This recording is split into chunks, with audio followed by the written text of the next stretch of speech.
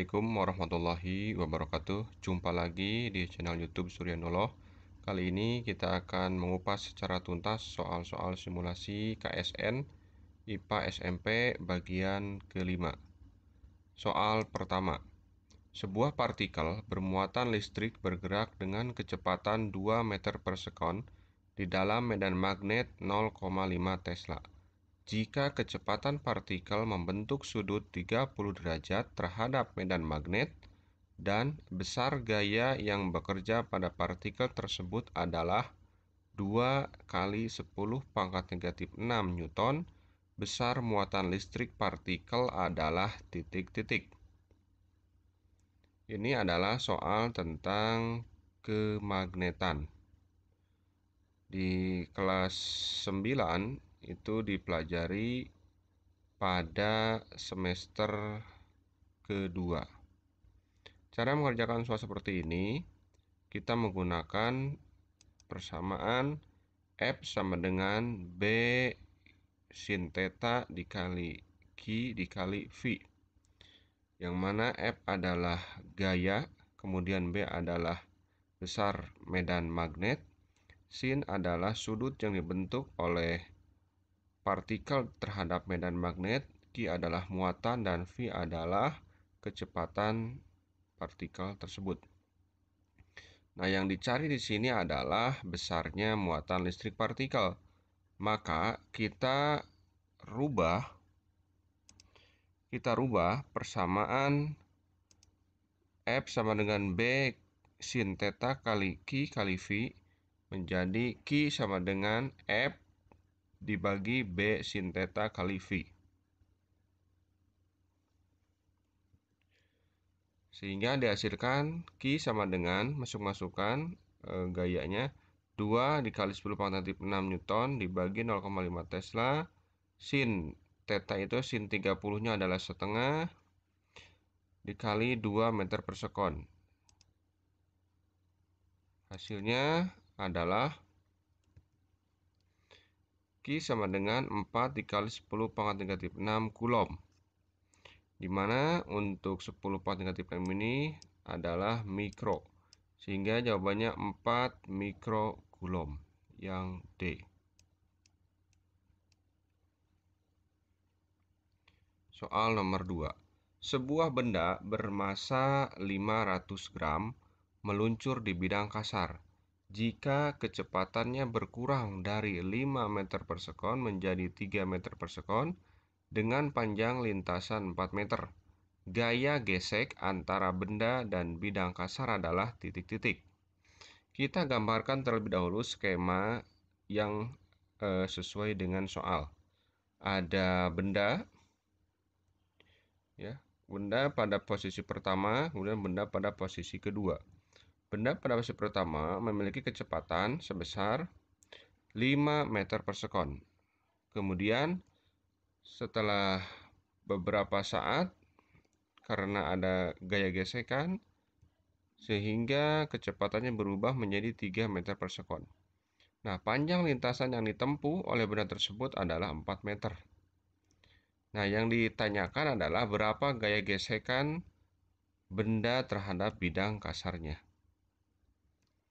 Kita gunakan bahwa usaha itu sama dengan perubahan energi kinetik, yang mana usaha adalah gaya dikalikan perpindahan. Karena berkurang kecepatannya, maka gaya geseknya adalah negatif. Dikalikan perpindahan sama dengan perubahan energi kinetiknya setengah M, V-nya dikuadratkan, V2 kuadrat dikurangi V1 kuadrat. Kemudian negatif F dikali 4. 4 ini adalah panjang lintasannya, sama dengan setengah dikali setengah masanya 500 gram dalam kurung V2-nya 3 kuadrat 9 dikurangi 5 kuadrat 25. Maka negatif F kali 4 sama dengan setengah dikali setengah dikali negatif 16. Negatifnya kita coret, ya. Kemudian setengah dikali setengah sama dengan 1/4. Ya, 16 dibagi 1/4 sama dengan 4. 4 dibagi 4 sama dengan 1. Sehingga hasilnya gaya geseknya adalah 1. Itu untuk jawabannya adalah yang B. Soal nomor 3. Sebuah pipa. Soal nomor 3. Sebuah pipa dengan perbandingan luas penampang kedua ujungnya 1:5 diletakkan mendatar. Air dialirkan melalui pipa itu. Jika di ujung pipa dengan luas penampang besar terukur kecepatan air 0,6 meter per sekon, maka kecepatan air di ujung lain adalah titik-titik meter per sekon. Kita gambarkan terlebih dahulu penampang kedua ujungnya seperti ini pipanya. Jadi berbeda. Penampang pertama di sini. Ini penampang kedua. Nah, di penampang kedua kecepatannya adalah 0,6 meter per sekon. Sedangkan pada penampang pertama itu yang akan kita cari. Nah, artinya kalau ada soal seperti ini, kita mengetahui berdasarkan pengalaman sehari-hari kita bahwa jika debit airnya mengalir pada penampang yang lebih besar, maka kecepatannya akan lebih kecil daripada yang penampangnya kecil. Sehingga V1 itu seharusnya lebih besar dari 0,6. Nah, berarti dari A, B, C, D ini yang tidak memungkinkan untuk dijawab adalah yang C dan yang D. Ini tidak mungkin.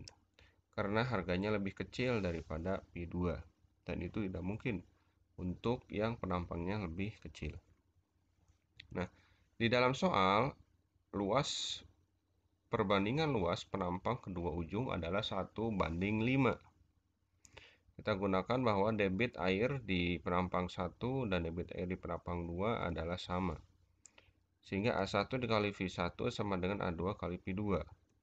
Kemudian kita rubah persamaannya, P1 per P2 sama dengan A2 per A1. Karena yang kita cari adalah kecepatan air di ujung 1, di penampang yang 1.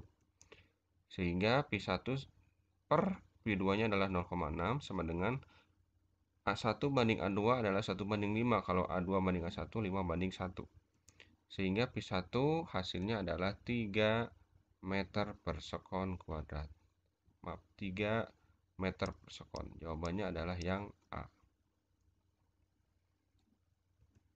Soal nomor 4.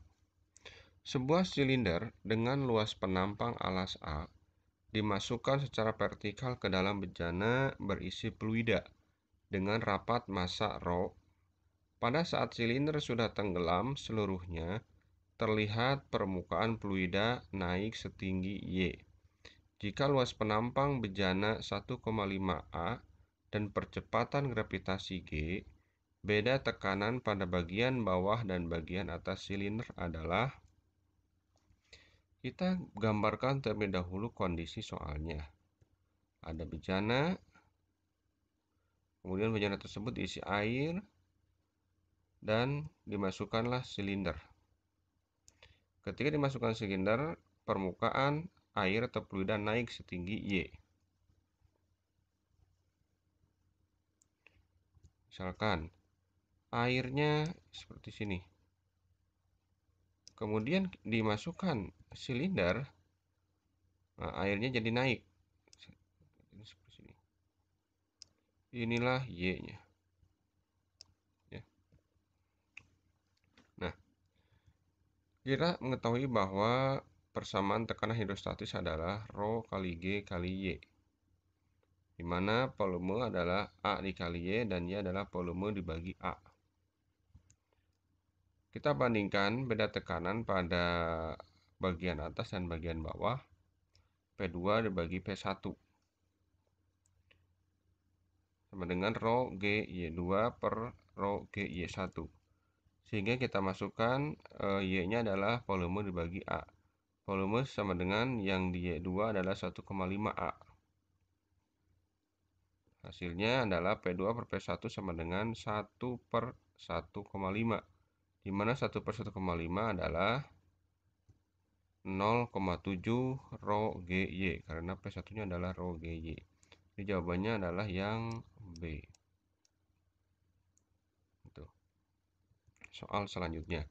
Sebuah benda dilemparkan ke atas dari permukaan bumi. Jika gesekan udara dapat diabaikan, pernyataan berikut ini yang benar adalah. Kita gambarkan permukaan bumi, kemudian dilemparkan bola, kemudian pada titik tertentu, dan ini titik tertinggi. Nah, pada titik-titik ini, pada di permukaan bumi, yang maksimal adalah ketika dilemparkan adalah energi kinetiknya. Ini EK-nya max. Sedangkan untuk energi potensialnya adalah min ya. Nah, jangan di sini kebalikannya. Kalau yang paling atas ini EK-nya min, sedangkan EP-nya max. Nah, pernyataan yang benar adalah energi potensial benda mencapai maksimum ketika benda berada di titik tertingginya. Yang B jawabannya. Kalau yang A, energi mekanik itu kekal sifatnya. Ya, kalau yang C, energi kinetik benda negatif ketika benda bergerak turun. Justru ini bertambah cepat.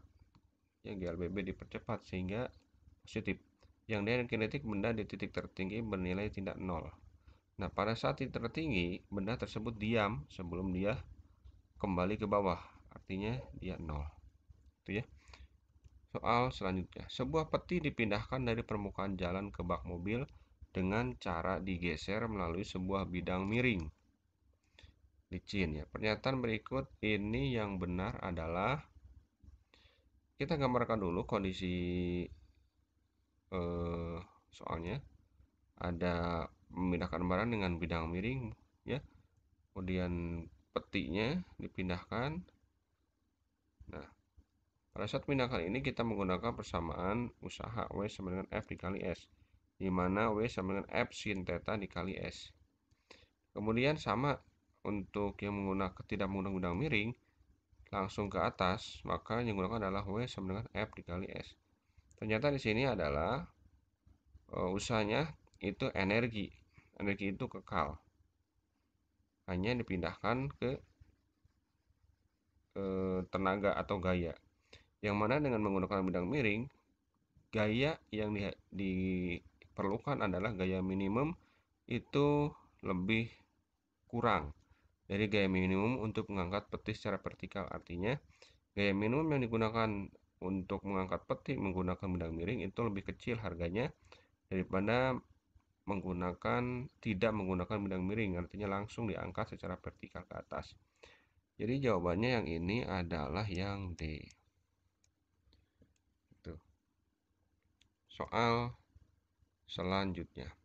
Pada hari yang panas, di atas jalan beraspal sering terlihat seperti berair. Ini salah satu contoh fatamorgana. Peristiwa ini disebabkan oleh, kita mengetahui bahwa fatamorgana merupakan sebuah ilusi optik, yang mana ketika suhu udara di sekitar sangat panas dan kemudian lingkungannya dingin,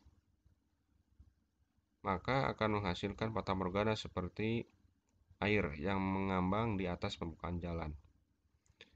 Nah, misalkan ini adalah permukaan jalan. Nah, ini kondisi airnya yang ada di atas aspal. Nah, kemudian sinar matahari yang menyinari bumi itu akan menyinari jalan aspal, kemudian dipantulkan. Nah, misal itu. Ini sinar datangnya. Kemudian oleh lapisan-lapisan udara yang mengambang di atas aspal itu akan dipantulkan ke atas sehingga seolah-olah bahwa di atas permukaan jalan aspal itu terdapat air. Nah, itulah namanya fatamorgana. Jadi jawabannya adalah pembiasan cahaya oleh lapisan udara di atas aspal. Ya, karena ini adanya perbedaan indeks bias udara. Indeks bias udara yang dingin lebih besar daripada indeks bias udara yang panas. Dan di sini pun terjadi pemantulan cahaya secara sempurna. Maksudnya oleh jalan aspal dipantulkannya secara sempurna. Ya, sehingga di antara lapisan udara di atas aspal ini akan terbentuk seperti air. Ya, itulah pembahasan soal untuk KSN IPA bagian kelima. Semoga bermanfaat. Ucapkan terima kasih. Kalau bermanfaat silahkan di-share. Klik like-nya, kemudian klik juga subscribe-nya. Dan kalau ada yang ingin ditanyakan, silahkan di kolom komentar tanyakan. Sekian, Assalamualaikum warahmatullahi wabarakatuh.